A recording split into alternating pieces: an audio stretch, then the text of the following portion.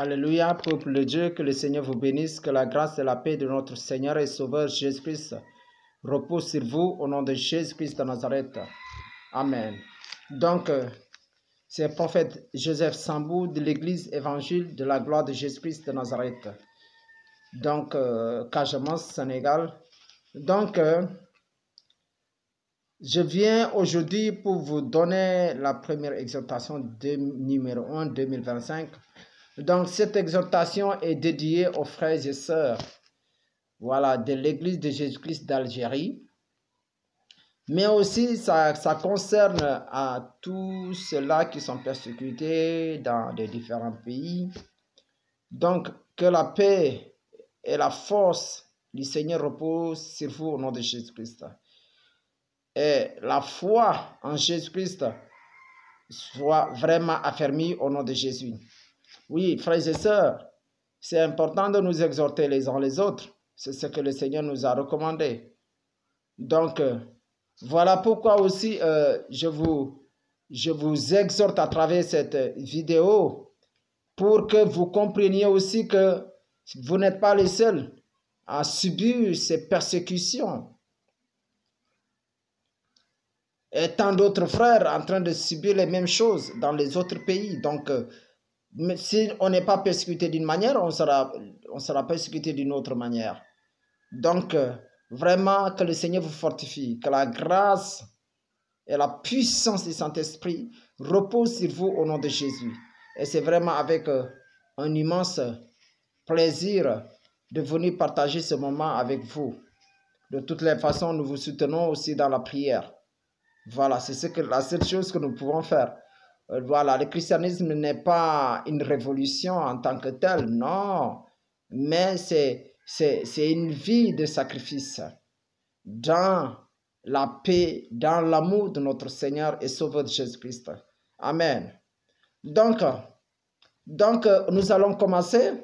Donc, nous allons prendre référence Matthieu chapitre 5, verset 10 au verset 12. Donc, nous allons prendre au modèle de ce que notre Seigneur et Sauveur Jésus-Christ nous a donné. Donc, Matthieu chapitre 5, verset 10 au verset 12 dit, je lis le verset 10 qui dit, « Heureux ceux qui sont persécutés pour la justice, car le royaume des cieux est à eux. » Donc, on n'est pas persécuté parce que on a fait le mal. Non, on est persécuté parce que on a choisi la justice. Donc, si on est persécuté pour la justice, pour la vérité, le Seigneur Jésus-Christ dit, heureux ceux-là qui sont persécutés pour la justice. Vous avez compris? Car le royaume des cieux est à eux. Parce que c'est la seule justice, la justice seule qui va régner éternellement. Et c'est seulement la justice que nous, en tant qu'enfants de Dieu, nous pouvons avoir ici sur terre et au ciel. Mais ceux qui ne sont pas enfants de Dieu, de Jésus-Christ, ne peuvent pas comprendre la justice. La justice de Dieu et la justice des hommes n'est pas la même, n'est pas pareille. La justice de notre Seigneur Jésus-Christ et la justice du monde n'est pas pareille. Amen. Oui. La justice du monde, elle est faillible. La justice de Jésus-Christ de Dieu, elle est infaillible. Donc, nous devons choisir la justice de Dieu, de notre Seigneur et Sauveur Jésus-Christ. Donc, verset 11 dit, « Heureux serez-vous lorsqu'on vous outragera, qu'on vous persécutera et qu'on dira faussement de vous toutes sortes de mal à cause de moi. » Donc Jésus-Christ dit, heureux lorsqu'on nous persécutera, lorsqu'on nous dira, on témoignera faussement sur nous, lorsqu'on sera persécuté, tout cela, on sera outragé à cause de son nom, pas le nom de quelqu'un d'autre. Mais il sait pourquoi il le dit. Parce qu'il est la vérité. Il est celui qui peut sauver notre âme de la ruine éternelle, de la destruction éternelle. C'est le seul. Donc, à part lui, il n'y en a pas un autre. Donc, le monde va nous haïr, nous persécuter, nous outrager. C'est parce que On est de Jésus-Christ. On a choisi Jésus-Christ. Amen. Verset 12 dit, réjouissez-vous et soyez dans l'allégresse, parce que votre récompense sera grande dans les cieux. Car c'est ainsi qu'on a persécuté les prophètes qui ont été avant vous. Oui. Les prophètes qui ont été avant nous, ils ont été persécutés. Quand je lis le prophète Jérémie, je vois que Jérémie s'est lamenté parce que les gens ne l'écoutaient pas. Les gens cherchaient à le lapider, à le tuer. Et apparemment, il paraît qu'il est mort d'une mort atroce. Vous voyez? Parce qu'il prêchait la justice, la vérité. Et le monde ne pouvait pas accepter la vérité parce que le monde n'a pas choisi la vérité. Amen. Donc voilà pourquoi nous, en tant qu'enfants de Dieu, nous devons comprendre cela, qu'il y a des gens qui nous ont précédés. Voilà, il y a des gens qui nous ont précédés dans la foi, qu'ils ont précédés dans la foi et dans la persécution. Donc voilà pourquoi nous devons comprendre une chose, que seul Jésus-Christ peut sauver, seul Jésus-Christ peut délivrer. Et les prophètes ont compris ce message, les apôtres aussi ont compris ce message, les premiers disciples chrétiens ont compris aussi ce message et ils se sont livrés à la mort, à la persécution, à l'outrage pour le nom de Jésus-Christ. Amen. Et j'ai dit les 3 niveaux dans la marche avec le Seigneur Jésus-Christ qui sont: premier niveau, première étape. Pour avoir Jésus-Christ dans sa vie, il faut avoir les 3 étapes. Donc, première étape, c'est l'étape de recevoir Jésus. On reçoit Jésus-Christ. Deuxième étape, on accepte Jésus. Et troisième étape, on croit en lui. Et troisième étape, c'est l'étape de la mort. Parce qu'on reçoit Jésus, après on peut ne plus le recevoir. On peut recevoir Jésus après pour le rejeter. Donc, recevoir Jésus, cela signifie quoi? Qu'est-ce qui nous attend en recevant Jésus-Christ? Ce qui nous attend, c'est qu'on sera insulté, on sera accusé, on sera jugé. Quand on reçoit Jésus-Christ, on sera insulté, accusé et jugé. Quand on accepte Jésus-Christ, accepter Jésus-Christ signifie tout simplement qu'on va être rejeté, haï, trahi, incompris, méprisé.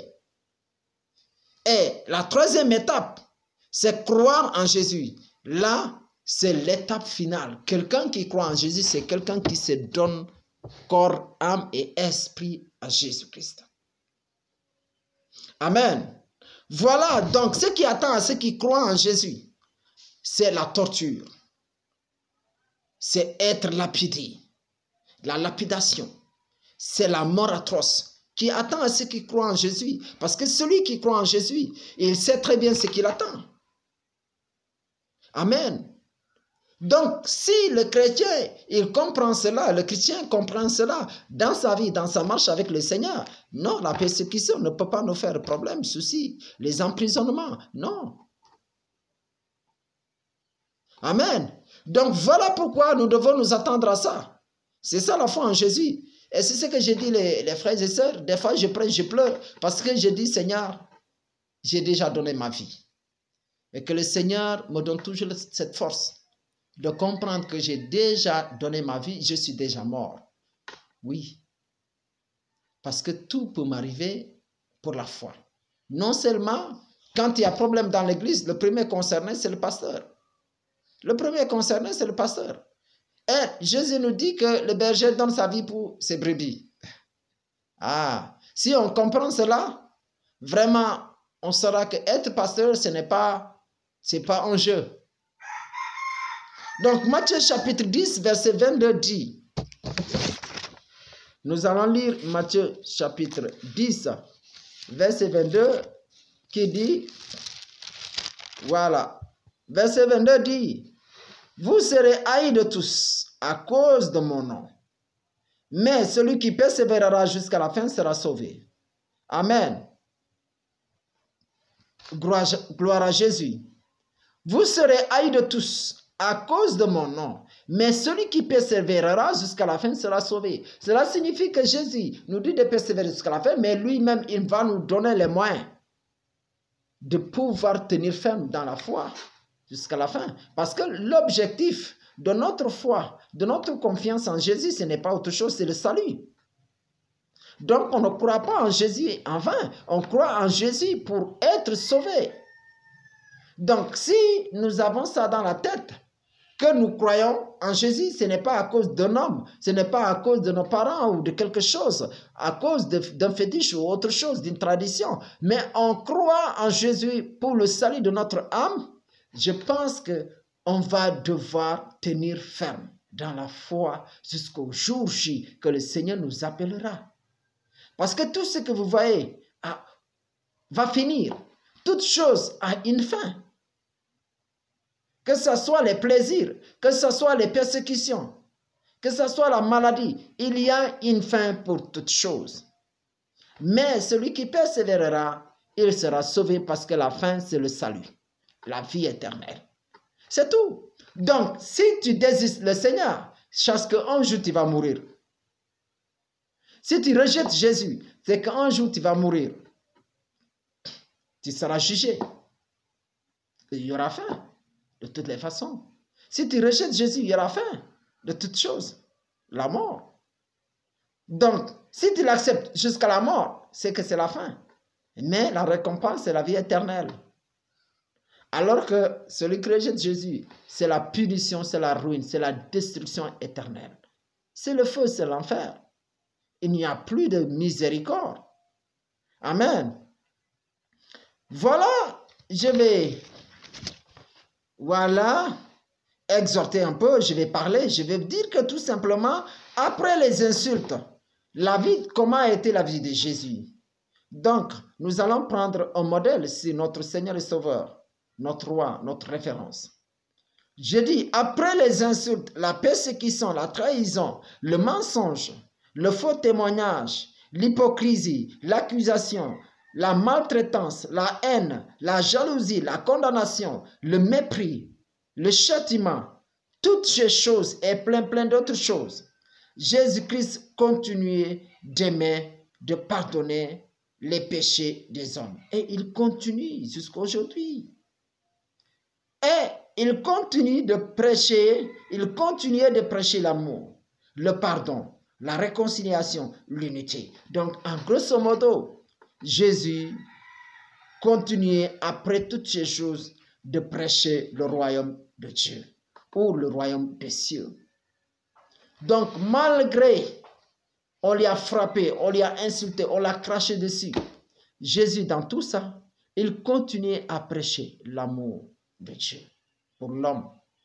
Il continuait à prêcher les promesses de Dieu, la promesse de Dieu qui est la vie éternelle, le salut, le pardon, la miséricorde de Dieu. Ce sont les promesses.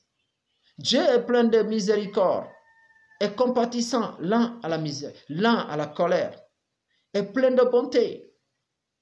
Notre Dieu, il pardonne même ceux-là qui espèrent qu'ils ne seront plus jamais pardonnés. Même ceux-là que le diable dit que vous ne pouvez plus avoir de miséricorde envers l'Éternel. Mais quand ils crient à l'Éternel, ils reviennent à l'Éternel, notre Seigneur et Sauveur Jésus-Christ, il nous pardonne. Amen. Donc, je continue. Voilà, après ces persécutions, toutes ces choses, Satan attendait vraiment une réplique de Jésus. Voilà ce qui a rendu plus colérique le diable. Parce que Jésus, après ces persécutions, Jésus prêchait l'amour. Car Satan lui-même, il attendait une réplique de haine ou de vengeance de la part de Jésus-Christ. Mais Jésus ne l'a pas fait. Satan, il attendait ici Jésus, la réplique, la vengeance de Jésus, mais Jésus ne l'a pas fait. Jésus a prêché l'amour. Jésus a prêché le pardon. Jésus a prêché l'unité. Jésus a prêché la réconciliation. Et donc, nous allons voir, et Satan a échoué encore ici, quand Jésus a prêché l'amour, parce que lui, il attendait autre chose. Donc, Luc, chapitre 23, verset 34 dit, à la croix, Jésus-Christ, il a dit, Père, pardonne-leur, car ils ne savent pas ce qu'ils font. Vous voyez cela? Même jusqu'à la mort, Jésus, il a compassion de nous. Il a pardonné ceux qui le persécutaient, ceux qui le frappaient, ceux qui le conduisaient à la mort. Il a manifesté l'amour jusqu'à la mort. Et vous voyez tout cela. Et Satan, même à la mort de Jésus, Satan pensait que tout le problème était réglé. Voilà, il a eu victoire. Mais il n'a pas compris que cela, c'était pour notre bien. Que Jésus-Christ allait ressusciter le 3e jour. C'est ce que Satan ne savait pas. Que Jésus-Christ allait ressusciter le 3e jour.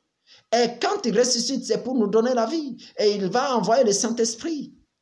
Lui, il pensait que c'était fini. Donc, frères et sœurs, quel que soit ce qu'on te fait, tout cela, c'est pour la gloire de Christ.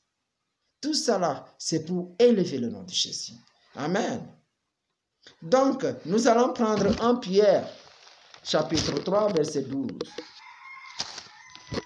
Voilà. Prenons 1 Pierre, chapitre 3, verset 12, qui dit, « Car les yeux du Seigneur sont sur les justes, et ses oreilles sont attentives à leurs prières. Mais la face du Seigneur est contre ceux qui font le mal. » Et verset 13 dit, « Et qui vous maltraitera si vous êtes zélés pour le bien. » Qui vous maltraitera si vous êtes zélés pour le bien. Amen. Et c'est ça. Pourquoi l'apôtre Pierre le dit? Parce que lui, il a eu l'expérience. Il a connu la persécution, l'outrage. Il a connu le haïssement, la maltraitance. Il a connu la trahison. Amen. Et verset 14 dit, « D'ailleurs, quand vous souffririez pour la justice, vous seriez heureux. N'ayez d'eux aucune crainte et ne soyez pas troublés, parce que Jésus-Christ, il est en vous, il est avec vous. » Les yeux du Seigneur sont sur les justes. Les yeux du Seigneur sont fixés sur les justes, les sincères. Dieu est près de tous ceux qui l'invoquent et ceux qui l'invoquent en sincérité. Nous retrouvons cela dans le psaume 145 et c'est extraordinaire. Nous allons voir en Pierre chapitre 4 verset 14 qui dit, « Si vous êtes outragés pour le nom de Christ, vous êtes heureux parce que l'Esprit de gloire, l'Esprit de Dieu repose sur vous. » Oui, c'est parce que nous avons le Saint-Esprit qui nous fortifie, qui nous donne la force de pouvoir tenir ferme dans les persécutions. Et nous sommes heureux parce que nous sommes sûrs, c'est parce que nous avons Jésus. C'est pourquoi nous sommes persécutés, parce que nous avons choisi la justice. Nous avons choisi la vérité. Nous avons choisi la vie éternelle. Et pour vous dire, les amis, vous pouvez revoir aussi ça en Corinthiens chapitre 4, versets 11 à 13. Donc, je continue. Frères et sœurs, en Jésus-Christ, d'Algérie ou d'ailleurs, s'ils ferment les églises chrétiennes, s'ils emprisonnent, ils tuent des pasteurs, des frères, des sœurs qui croient en Jésus-Christ, cela n'est rien d'autre pour la gloire de Jésus.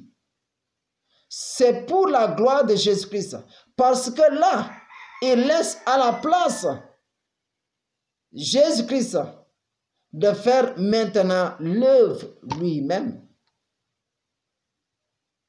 Nous allons voir le livre des Actes de Jésus-Christ et les apôtres. Qu'est-ce qu'ils n'ont pas fait? Ils ont tué Étienne, l'apôtre Jacques et tous ces gens. On a tué combien de chrétiens? Mais dans tout ça, est-ce qu'ils ont pu arrêter l'œuvre du Seigneur? Non. Depuis 2000 ans, ils ont persécuté l'Église. Mais l'Église ne fait que grandir. l'œuvre du Seigneur ne fait que grandir. L'œuvre du Seigneur ne fait qu'avancer. Donc, les persécutions, grosso modo, c'est normal. Pour faire avancer l'œuvre du Seigneur, c'est normal qu'il persécute. Et pour vous dire, nous qui sommes là, peut-être toi qui m'écoutes, tu as persécuté. Tu as persécuté. Donc, toi aussi, tu dois être persécuté. Ouais. Tout le monde, même les apôtres ont persécuté le Christ. Ils ont persécuté ceux qui croyaient en Jésus-Christ. Ils ont persécuté le Christ. Mais après, eux-mêmes, ils sont venus dans la foi. Et ils sont venus au Sauveur. Donc, eux aussi, ils ont été persécutés. Donc, chacun a tout de rôle. Moi-même qui vous parle, j'ai persécuté, j'ai mal parlé, j'ai mal témoigné. J'ai parlé mal à un frère qui s'est donné au Seigneur. J'ai mal parlé. Et vous voyez, ce frère-là, il n'est pas pasteur, mais pourtant aujourd'hui, je suis pasteur. Et lui, il a donné sa vie au Seigneur en 2009. Imaginez, 6 ans après, moi, je donne ma vie au Seigneur. Vous voyez cela? Et quand il a appris ça, quelque temps après, voilà, le Seigneur m'a appelé, je suis pasteur. Donc, ceux-là qui vous persécutent, vous ne savez pas quel appel ils ont reçu. Peut-être c'est des prophètes, peut-être c'est des apôtres, peut-être c'est des docteurs, c'est des évangélistes, c'est des pasteurs. Vous voyez? Donc, on n'a pas à se lamenter. C'est le prix à payer. C'est en nous persécutant qu'on ramène les autres. Jésus a donné sa vie pour pouvoir prendre notre vie.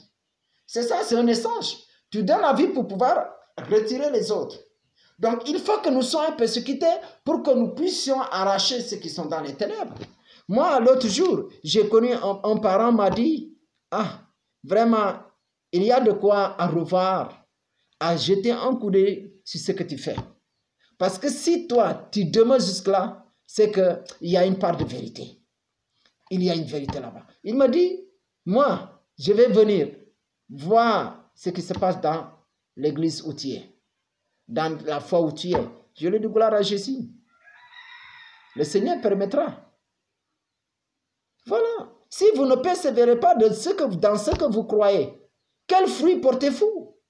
Si vous n'êtes pas persécuté, quelle gloire vous allez recevoir? Quelle récompense vous allez recevoir? Quand est-ce que vous allez témoigner? Vous allez glorifier Jésus-Christ en vous? Quand est-ce? Quand est-ce que vous allez élever Jésus-Christ? Vous allez témoigner de votre marche avec le Seigneur, de ce que vous avez subi. L'apôtre Paul glorifiait le Seigneur des persécutions qu'il recevait, des outrages, des maltraitances, des châtiments qu'il recevait. Ainsi tout le monde.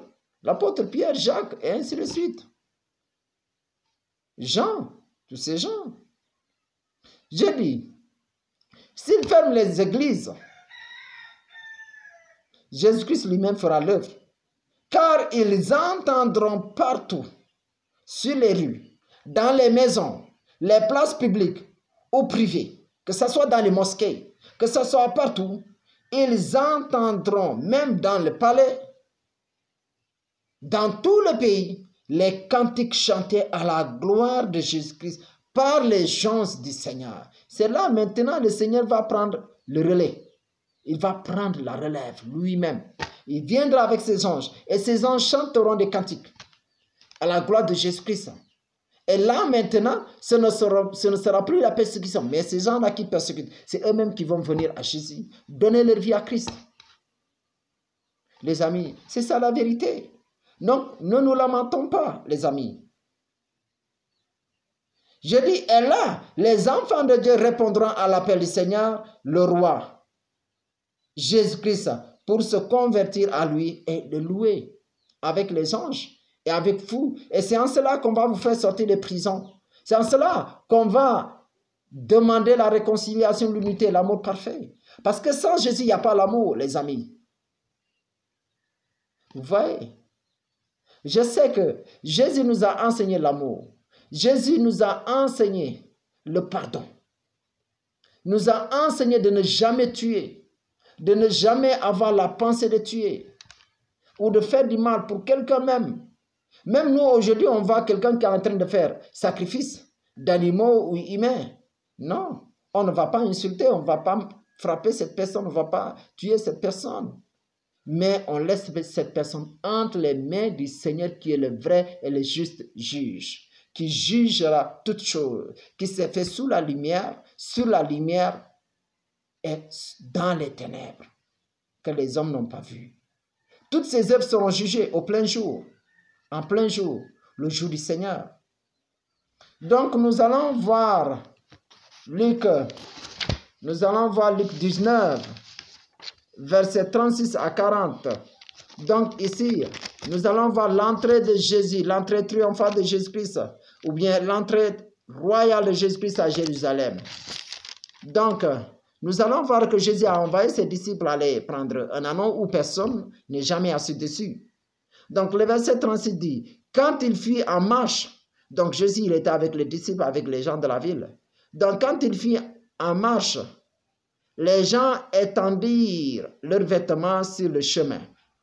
Et lorsque, le verset 37, et lorsque déjà il approchait de Jérusalem vers la descente de la montagne des Oliviers, toute la multitude des disciples saisis de joie se mit à louer Dieu à haute voix pour tous les miracles qu'ils avaient qu'ils avaient vus. Donc les miracles que Jésus-Christ avait faits et que eux, les disciples, avaient vus. Ils disaient, béni soit le roi qui vient au nom du Seigneur. Paix dans le ciel et gloire dans les lieux très hauts. Quelques pharisiens du milieu de la foule dirent à Jésus, Maître, reprends tes disciples. Et il répondit, je vous le dis, s'ils se taisent, les pierres crieront. Donc ici, s'ils ferment les églises pour que on n'entend pas parler de Jésus, ou bien qu'il n'y ait pas de conversion, là, les pierres même crieront le nom du Seigneur Jésus. Les pierres et les anges crieront le nom du Seigneur Jésus. Donc, taisez-vous. N'ayez pas peur. Non. Ne cherchez pas la justice des hommes, mais cherchons la justice du Seigneur Jésus-Christ. Et personne ne peut empêcher l'avancement du royaume de Dieu. Personne. Personne ne peut combattre l'œuvre du Seigneur. Nous allons prendre Jean chapitre 15. Jean chapitre 15, nous allons prendre le verset 18 qui dit, si le monde, le Seigneur Jésus-Christ dit, si le monde vous hait, sachez qu'il m'a haï avant vous. Si vous étiez du monde, le monde aimerait ce qui est à lui. Mais parce que vous n'êtes pas du monde et que je vous ai choisi du milieu du monde, à cause de cela, le monde vous hait. Oui, parce que le monde aime ce qui est à lui. C'est comme par exemple la mer, l'océan. Tout ce qui n'est pas de lui, il va rejeter. La mer rejette tout ce qui n'est pas d'elle. C'est ainsi, le monde aussi rejette tout ce qui n'est pas de lui. Donc si tu crois en Jésus, le monde comprend que le monde va te rejeter. Tu seras haï, maltraité. Verset 20 dit, souvenez-vous de la parole que je vous ai dite. Le serviteur n'est pas plus grand que son maître. S'ils m'ont persécuté, ils vous persécuteront. Voilà. Ils vous persécuteront aussi. S'ils ont gardé ma parole, ils garderont aussi la vôtre. Verset 21 dit, mais ils vous feront toutes ces choses à cause de mon nom, parce qu'ils ne connaissent pas celui qui m'a envoyé, le Père. Et le verset 23 dit, celui qui me hait est aussi mon Père. Donc, ne vous lamentez pas. Croyez. Jésus est vivant, il est avec vous, il est avec nous. Il ne nous laissera jamais seuls, quel que soit l'emprisonnement, quel que soit les châtiments, les persécutions, il est avec nous. Il ne nous laissera pas seuls. Que le Seigneur nous bénisse. Que la grâce et la paix de notre Seigneur et Sauveur Jésus-Christ reposent dans nos vies au nom de Jésus. Donc nous allons prendre Romains chapitre 8. Romains chapitre 8, nous allons prendre le verset 28. Romains chapitre 8, verset 28 qui dit, verset 28 dit, Amen, gloire à Jésus. Verset 28 dit, Nous savons du reste que toute chose concourt au bien de ceux qui aiment Dieu, de ceux qui sont appelés selon son dessein.